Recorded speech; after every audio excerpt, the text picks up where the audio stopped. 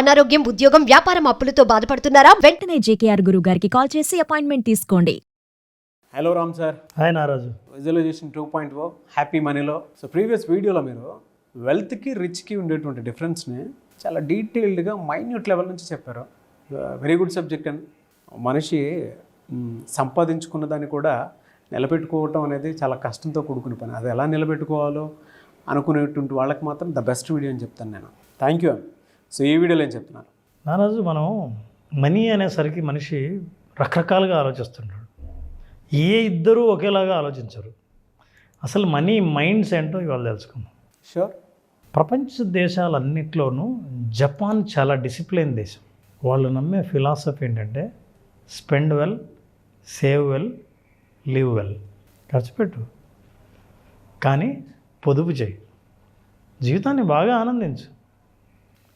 జనరల్గా చాలామంది సేవింగ్ చేస్తున్నారంటే వీడు బతకడం లేదని, వీడు బాగా బతుకుతున్నాడంటే వీడి దగ్గర ఏం డబ్బులు అయిపోగొడుతున్నాడని, బాగా సంపాదిస్తున్నాడంటే వీడు ఖర్చే పెట్టట్లేదని, ఇట్లాంటి ఒపీనియన్స్ జనరల్గా క్యారీ చేస్తారు. అందుకనే హోలిస్టిక్గా జపానీస్ ఏం నమ్ముతారంటే వాళ్ళు ఏం చేసినా సరే spend well, save well, live well, ఈ మూడిటి ఫిలాసఫీలు బేస్ చేసుకొని జపాన్లో స్టడీ చేశారు. మొత్తం ఓన్లీ జపాన్ కాదు, జపానీస్ వాళ్ళు ప్రపంచవ్యాప్తంగా డబ్బుల గురించి స్టడీ చేశారు.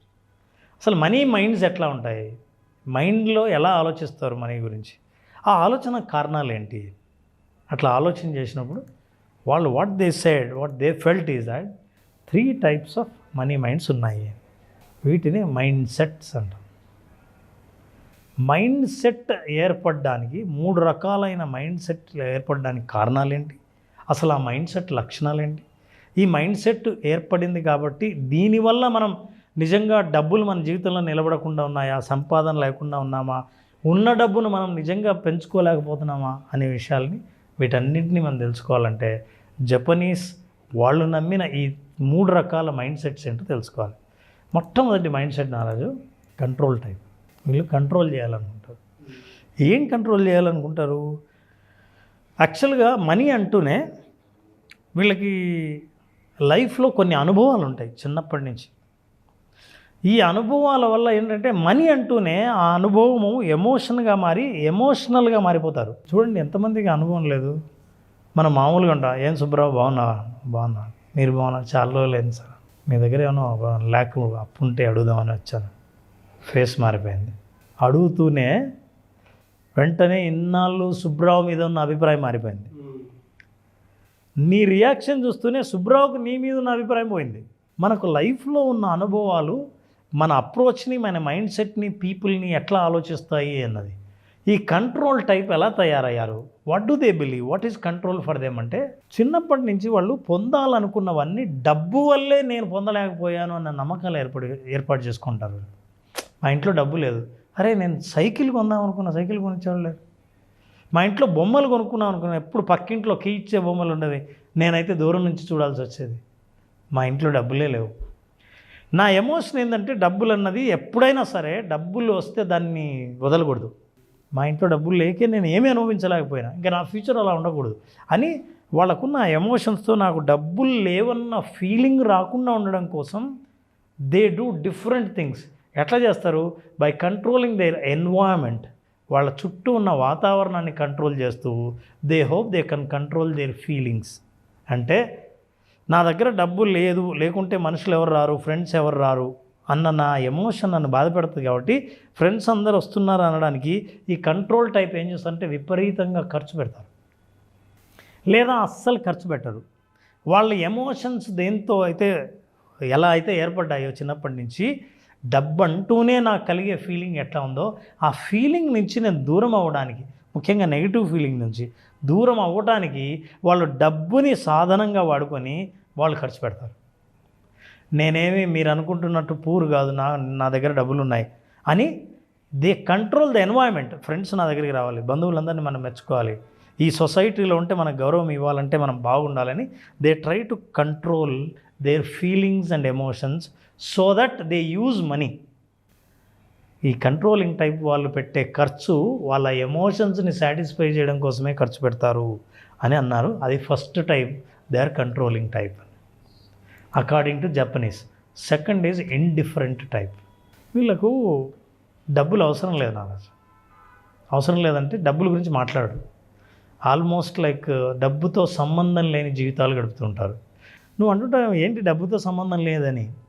కొన్ని సాధారణమైన ఫ్యామిలీస్ ఉంటాయి. ఎట్లాంటి ఫ్యామిలీస్ అంటే ఒక మిడిల్ క్లాస్ జాబ్ చేస్తుంటారు, గవర్నమెంట్ జాబ్ చేస్తుంటారు, లేదా ఒక చిన్న జాబ్ ఉంటుంది. వాళ్ళకి ఎంత చదవాలో చదువులకు తగిన డబ్బులు వస్తుంటాయి, ఇంటి అవసరాలకు తగిన డబ్బులు సంపాదిస్తుంటారు. ఏదైనా ఫంక్షన్ వస్తే కరెక్ట్గా డబ్బులు ఉంటాయి, శాలరీ సరిపోతుంది. కొంచెం పిల్లలు పెద్ద అయ్యేసరికి ఈయన రిటైర్ అయితే ఆయన పిఎఫ్ వస్తుంది. వాళ్ళు సంపాదించే డబ్బులు వాళ్ళకి డబ్బుల గురించి ఎలా అనే ప్రశ్నను వచ్చే అవకాశమే లేకుండా జీవిస్తుంటారు. చాలా సాధారణంగా వాళ్ళు ఇండిఫరెంట్ టైప్. అంటే డబ్బుల గురించి ఎక్కువగా ఎమోషనల్ ఫీల్ అవ్వరు. అరే నాకు కావాలా డబ్బులు సంపాదించ అని అనుకోరు, డబ్బులు వద్దు అని అన్నారు. వీళ్ళు డబ్బులతో పెద్ద జీవితాన్ని ఏకం చేయరు. ఒక ఫంక్షన్ చేయాలంటే చేద్దాం, ఎలా చేయాలో అలాగే చేద్దాం, ఎందుకంటే కరెక్ట్గా ఫంక్షన్ చేయాలంటే ఎంత కావాలో అంత ఉంది, ఇబ్బంది ఏం లేదు. మరి నెక్స్ట్ మంత్ ఇంకోటి ఉంది, పర్లేదు అప్పుడు నేను సంపాదిస్తా. సాధారణ ఉద్యోగులు, ఒక ఎంప్లాయీ ఎలా ఉంటాడో అలా ఉంటాడు. అయితే వీళ్ళతో ప్రాబ్లం ఏంటంటే వాళ్ళు డిస్టర్బ్ అయ్యేది ఎప్పుడంటే సడన్గా అవసరాలు ఏదైనా, హాస్పిటల్ అవసరాలు ఏదైనా వస్తే ఎక్కడున్నదంతా తీసుకురావాల్సి వస్తుంది. వీళ్ళు ఇండిఫరెంట్ టైప్ ఏంటంటే అవసరం బలంగా లేదన్నాళ్ళు వీళ్ళ నడుస్తుంది, బాగుంటుంది. చాలామంది అట్లనే ఉంటారు డబ్బుల గురించి ఆలోచించకుండా. అయితే వీళ్ళు ఎప్పుడంటే డిస్టర్బ్ అయ్యేది పియర్ ప్రెషర్ ఉంటుంది. పక్కన అందరూ డబ్బుల గురించి మాట్లాడుతున్నారు, అందరూ సంపాదిస్తున్నారు, అందరూ రియల్ ఎస్టేట్ చేస్తున్నారు, అందరూ యూఎస్ వెళ్తున్నారు, ఇట్లాంటివన్నీ ఇన్స్పైర్ చేస్తాయి ఎవరినైనా. ఇండిఫరెంట్ టైప్ అయితే దూరంగా ఉంటారు. ఇండిఫరెంట్ టైప్ అయితే డబ్బులకు పెద్ద ఎమోషనల్ ఫీల్ అవ్వరు. ఇది సెకండ్ టైప్. వాళ్ళ దగ్గర మీరు ఏదైనా మార్కెట్ చేయాలన్నా, మీరు వాళ్ళ దగ్గర బిజినెస్ ప్రపోజల్ మాట్లాడాలన్నా వాళ్ళు ఏమాత్రం ఇన్స్పైర్ అవ్వరు, స్టేబుల్గా ఉంటారు. This is second type. ఈ second type they are comfortable with money, they enjoy working all the time. పని చేస్తూ ఉంటారు, ఇబ్బంది ఏం లేదు, చేసిన నాలుగు నడుస్తుంది, నా అవసరాలు కూడా అట్లే ఉన్నాయి, లగ్జరీ ఇవేమీ ఆలోచించను, లైఫ్ని మాత్రం సగటుగా నడుస్తూ పోతుంటుంది. అందుకని దాని గురించి ఎక్కువగా ఆలోచించాల్సిన అవసరం లేదు. Third type fear type. వీళ్ళకి భయం డబ్బులు అంటే. అందుకే చాలామంది సరే మనందరం పార్టీకి వెళ్దాం, ఇగో నువ్వు ఖర్చు పెట్టి మొత్తం ఖర్చు చెప్పండి, నాకు డబ్బులు ఇవ్వకు, అమ్మో డబ్బులు ఎవరికైనా నాకు మాత్రమే ఇవ్వకు. ఎవరైనా చూస్తానండి నేను, ఏమండి అందరం ఇప్పుడు కమిటీ ఎన్నుకున్నాము, మీరు ట్రెజరరా, నాకు మీరు ఏ పోస్ట్ అయినా ఇవ్వండి కానీ ట్రెజరర్ మాత్రం ఇవ్వకండి. నేను ఊరు వెళ్తున్నానండి, నా దగ్గర డబ్బులు ఉన్నాయి, మీ దగ్గర ఉంచండి, నేను మళ్ళీ వచ్చి తీసుకుంటాను. వద్దండి, నా దగ్గర ఉంటే ఖర్చు అయిపోద్ది. భయం వాళ్ళకి డబ్బులు అంటే. అది నా దగ్గర నుంచి వెళ్ళిపోతుంది, నేను ఖర్చు పెడతా, సరిగా హ్యాండిల్ చేయలేను, అది ఉంటే నా దగ్గర ప్రమాదం, నాకు ప్రమాదం, డబ్బుకు ప్రమాదం అని భయపడతారు. ఇంత డబ్బులు ఆ ఇంట్లో పెట్టుకున్నావా, బట్టలు ఉన్నట్లే డబ్బులు ఉన్నాయి అనుకోవచ్చు కదా, కానీ భయం, ఇంత డబ్బులు ఇంట్లో ఉన్నాయి. డబ్బులన్నా, డబ్బుకు సంబంధించిన రెస్పాన్సిబిలిటీ అన్నా, డబ్బులకు సంబంధించిన డిస్కషన్ అన్నా చాలా భయం. వీళ్ళందరూ they believe if they are close to the money they lose the money. అది అందుకని మనీకి దూరంగా ఉండడమే మంచిది. అయితే వీళ్ళకి కూడా కోరిక ఉంటుంది డబ్బులు సంపాదించాలని. సో మైండ్ సెట్స్ ఏర్పడిన వాళ్ళలో మనుషులు అంటే సంబంధాలు ఎన్ని రకాలుగా ఉంటాయి అని ఆలోచిస్తే జపనీస్ వాళ్ళు కనిపెట్టిన ఈ 3 టైప్ ఏదైతే ఉందో, కంట్రోల్ చేసేవాళ్ళు ఇండిఫరెంట్ ఫియర్ టైప్. ఎప్పుడూ ఆ డబ్బు నా దగ్గరే ఉండాలని అనుకున్నవాళ్ళు, డబ్బుతోనే సంబంధం లేని వాళ్ళు, డబ్బు అంటే భయపడేవాళ్ళు, 3 రకాలు ఉన్నారు. ఒక్కొక్కరి నమ్మకాలు ఎలా ఏర్పడ్డాయో, ఈ నమ్మకాల వల్ల వాళ్ళ జీవితంలో ఆర్థికపరమైన జీవితం ఎట్లా ఉంటుందో, దాని ప్రభావం ఎట్లా ఉంటుందో డీటెయిల్డ్గా మాట్లాడారు. అయితే నారాజు మన ప్రోగ్రాంలో అసలు ఫియర్ టైప్ ఎన్ని రకాలు ఉన్నారు, అసలు మీది ఏ టైపు తెలుసుకోవాలనుకుంటే ప్రోగ్రామ్ అటెండ్ అవ్వండి. ఈ టైపు నుంచి బయటపడడం ఎలా, ఆ సొల్యూషన్ మీరు 5 డే ప్రోగ్రాంలో వినాలి. Sure sir. సో విజువలైజేషన్ ఏం చెప్తుందంటే, how do you accept your self. మీరు ఏదైనా కానీ మీరు యాక్సెప్ట్ చేసినప్పుడు, అవును నేను ఇలా ఉంటాను అన్నప్పుడు వేరు, నేను ఇలా ఉండకూడదే, అలా ఉండాల్సిందే అని అనుకున్నప్పుడు ఉన్న భయం వేరు.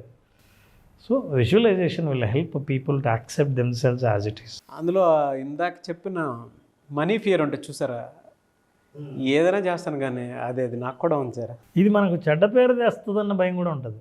నాకు అదే ఎక్కువ ఉంటుంది. ఈవెన్ నాకు చిన్నప్పటి నుంచి అదే అలవాటు. దగ్గర పెట్టుకున్నాను. ఈ రోజుకి మీరు ఎప్పుడన్నా అబ్జర్వ్ చేస్తే కనీసం ఒక పర్స్ కానీ, బయటికి వెళ్ళినప్పుడు ఇది కానీ ఎప్పుడు కనిపించుండదు మీకు. నీకు అదృష్టం నారాజు, నీ కోసం ఖర్చు పెట్టేవాళ్ళు నీ చుట్టూ ఉంటారు, అందుకని నువ్వు ఖర్చు పెట్టే. అలాంటి వాళ్ళు ఎక్కువ తయారవ్వాలని కోరుకుంటాను సార్, ఇంకా రావాలని. I strongly wish.